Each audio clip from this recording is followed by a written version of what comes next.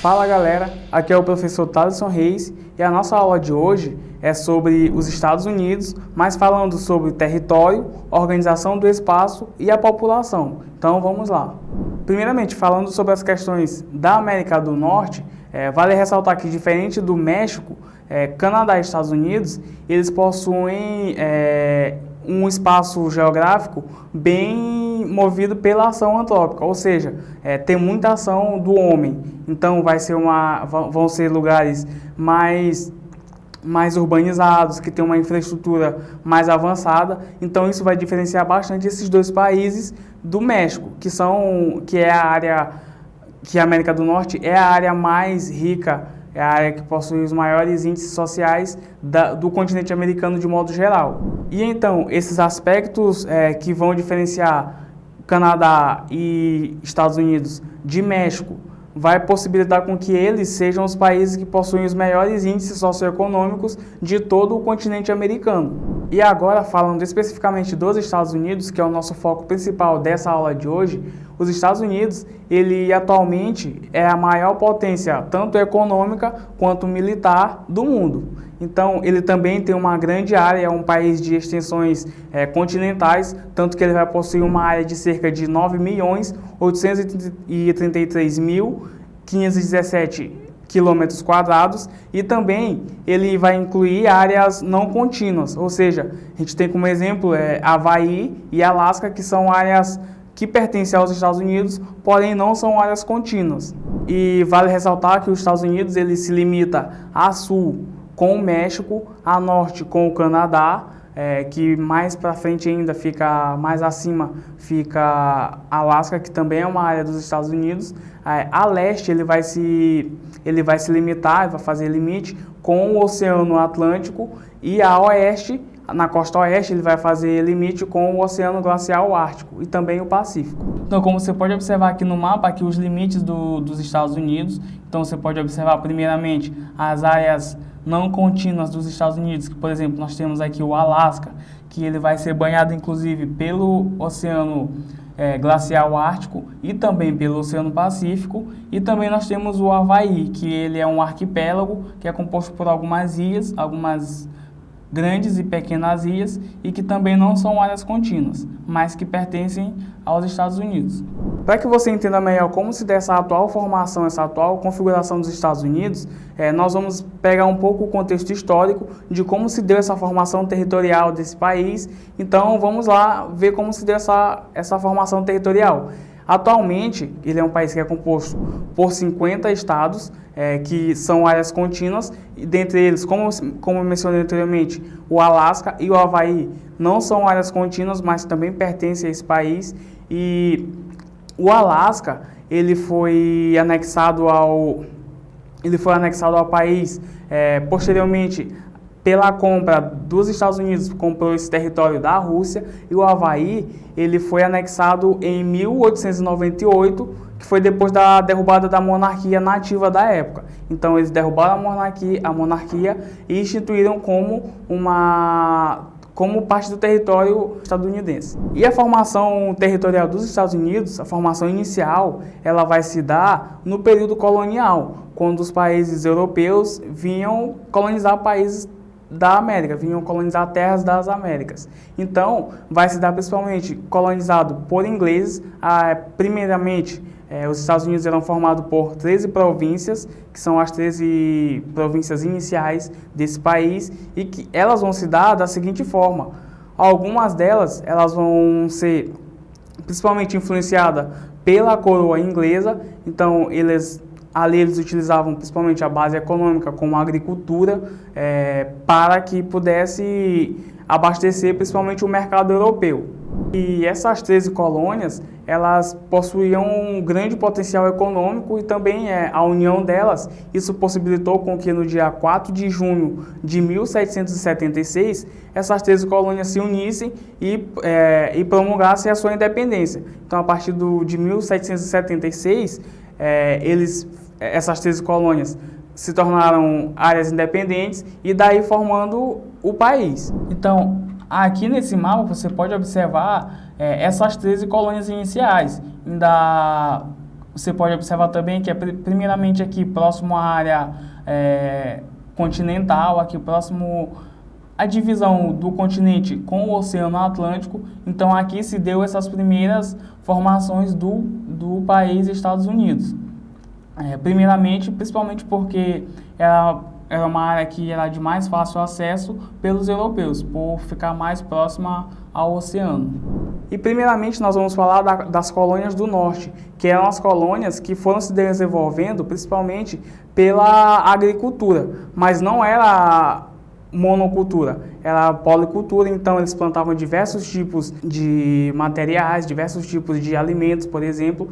Então, e por se localizar em uma área de floresta temperada, não era muito favorável ao tipo de plantação, ao tipo de colheita que os ingleses tinham principal interesse. Isso porque eles consideravam primeiramente coisas de clima tropical, mais próximas ao sul. Então, devido a isso, essas colônias elas foram se desenvolvendo internamente. Então, o mercado dessas colônias eram basicamente para abastecer o seu mercado interno. E isso foi possibilitando o crescimento dessas áreas e, posteriormente, eles passaram a ter um crescimento tão avassalador que eles passaram até a negociar os excedentes de produção com outras áreas, com as áreas da Inglaterra, por exemplo. E já as áreas do sul, elas vão ser completamente diferentes dessas regiões do norte. Isso porque, por ela ficar mais próxima a essa linha do Equador, por ser um clima mais quente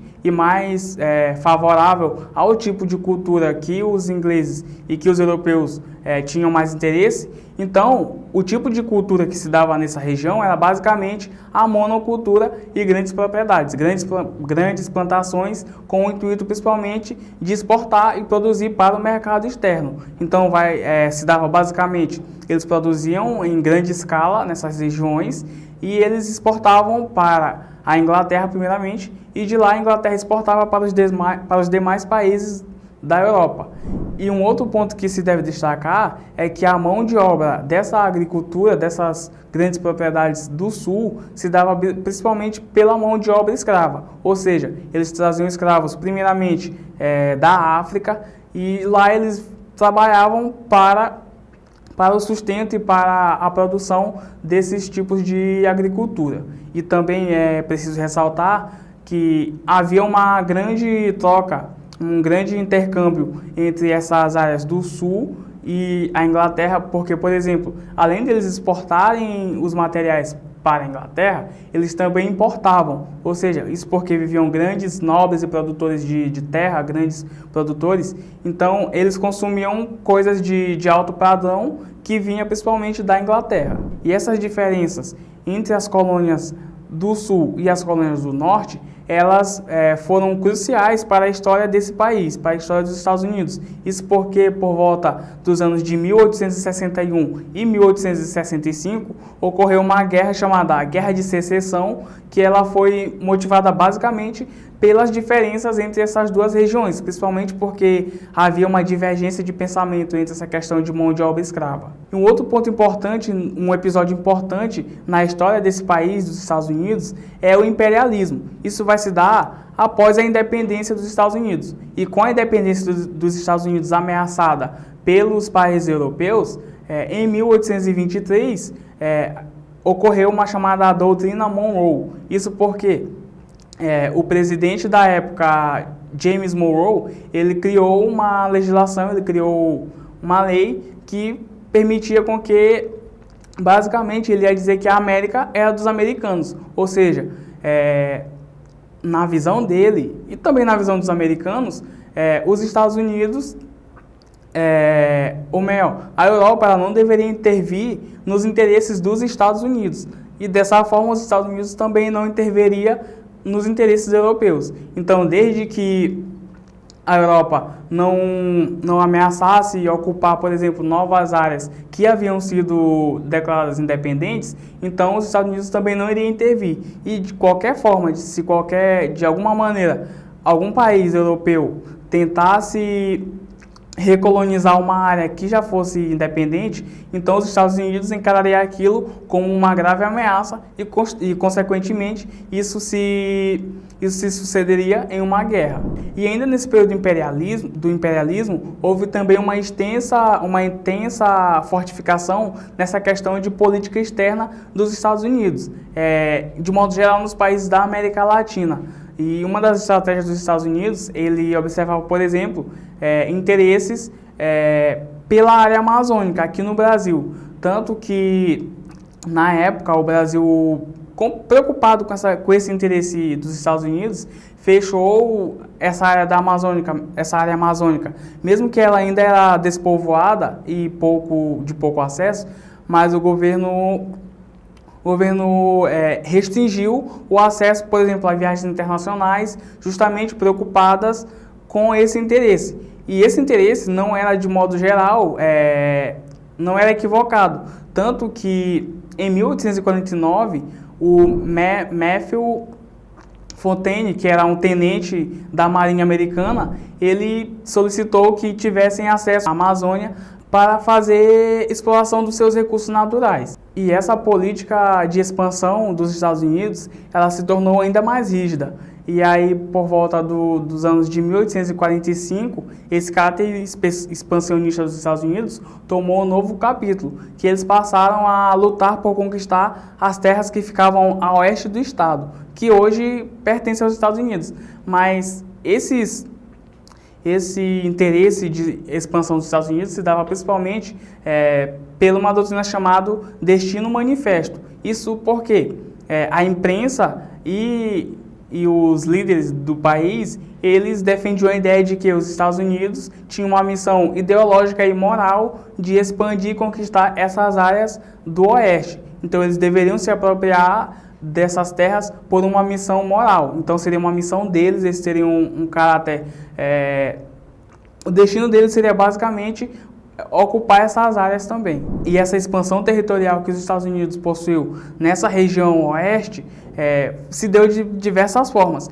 Primeiramente, por compras de terras de territórios franceses e da Espanha, também alguns tratados com a Inglaterra e também algumas guerras, por exemplo, uma guerra com o México, que foi uma guerra muito danosa ao México porque perdeu grande parte do seu território, que vai ali desde do Texas até a Califórnia. Então essa guerra, ali no ano de 1853 mais ou menos, possibilitou que os Estados Unidos expandisse bastante a sua área e o México perdesse grande parte da sua área também. E essa conquista dessa área oeste, ela se deu também com a ajuda de europeus. Isso porque o governo estadunidense da época, ele prometia grandes lotes de terras para as pessoas que se mudassem para lá e o produzissem por pelo menos 5 anos. Então, se a pessoa produzir em larga escala por pelo menos 5 anos, ela teria direito a um lote de terra para que ela continuasse a produzir e também povoar aquela área. E aí, após todo esse período de expansão dos Estados Unidos, eles ainda não pararam. Então, foi um longo processo de expansão territorial. Tanto que em 1867, eles compraram as terras que hoje são o Alasca, eles compraram porque ela pertencia à Rússia, então os Estados Unidos comprou essa terra. Apesar de não ser uma área contínua com os Estados Unidos, é uma área que é um estado que faz fronteira com o Canadá. É uma península ali que faz fronteira com o Canadá, mas que pertence aos Estados Unidos. Um outro episódio importante se dá ali na Guerra Hispano-Americana. Isso porque a Cuba era uma ilha que os cubanos eles estavam em uma guerra por independência contra a Espanha. Então os Estados Unidos enviaram tropas de ajuda aos cubanos.